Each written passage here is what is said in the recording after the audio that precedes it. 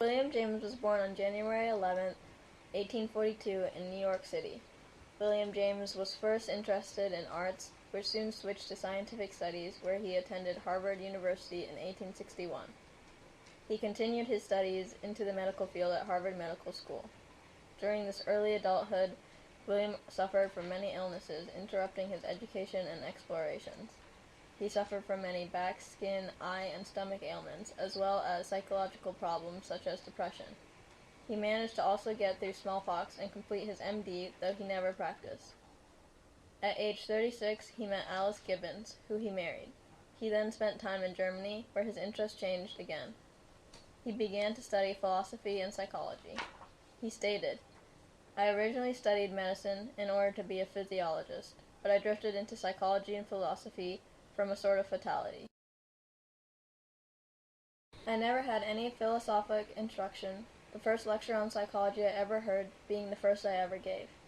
William James became the first educator to offer a psychology course in the U.S. in 1875. In the 1880s, William James came up with the James-Lange theory, independently from Karl Lange. William James believed that in order to experience emotion, an individual must first experience their bodily response first that corresponds to that emotion. For example, we experience sadness because we cry, rather than crying because we are sad. Emotion is a complex subjective experience accompanied by biological and behavioral changes.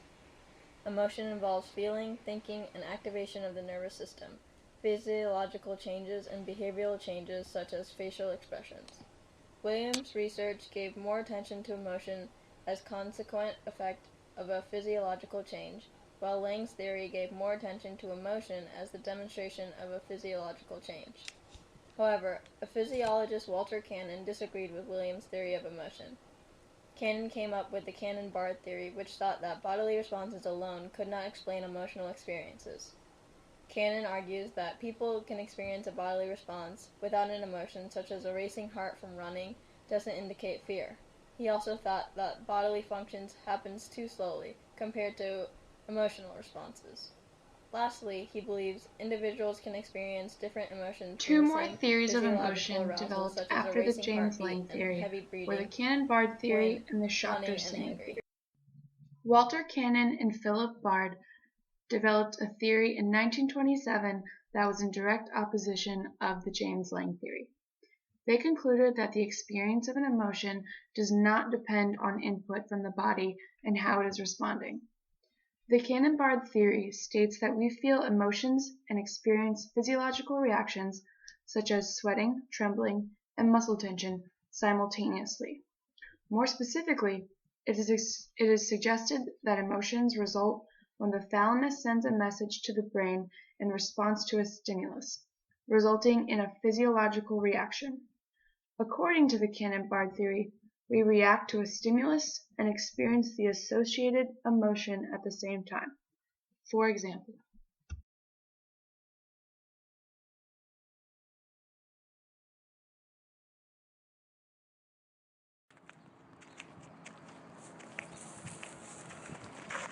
Wallet and phone! Oh no, what do I do? What do I do? Have no fear. Thalamus is here.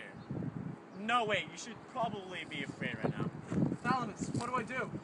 Okay, so I'm going to need you to do several things at the same time.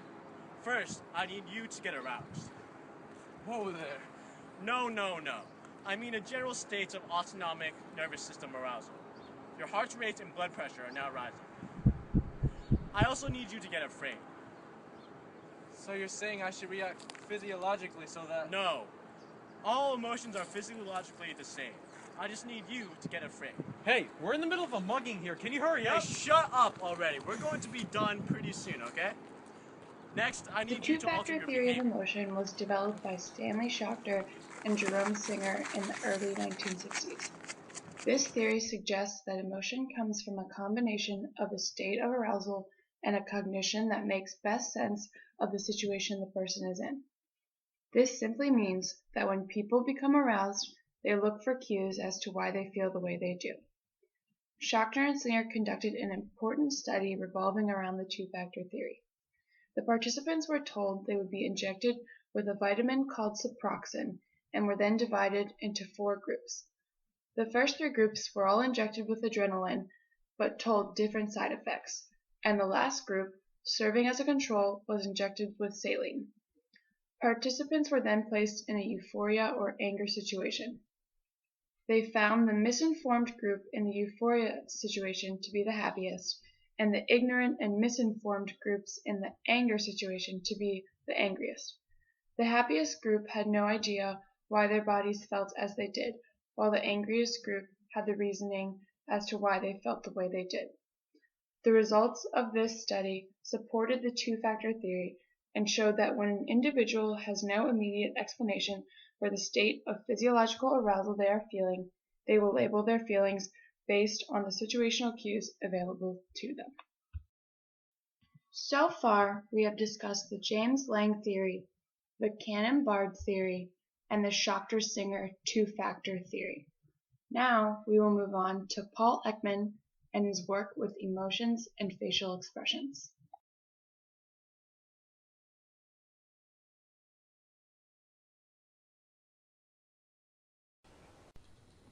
Paul Ekman was born in Washington, D.C. in 1934. At 14, his mother committed suicide, which is why he wanted to help people with mental disorders. At age 15, he attended the University of Chicago without even finishing high school, and then New York University, where he graduated in 1954. He received his Ph.D. in clinical psychology from Adelphi University in 1958. In 1963, he received the National Institute of Mental Health Award for his study on nonverbal behavior. When asked why he decided to focus only on facial expressions, he admitted his interest in photography. After studying different cultures, he found that there were 6 universal facial expressions, including anger, which has eyebrows that are lowered and closer together, eyes that are glared, and a narrowing of the lips.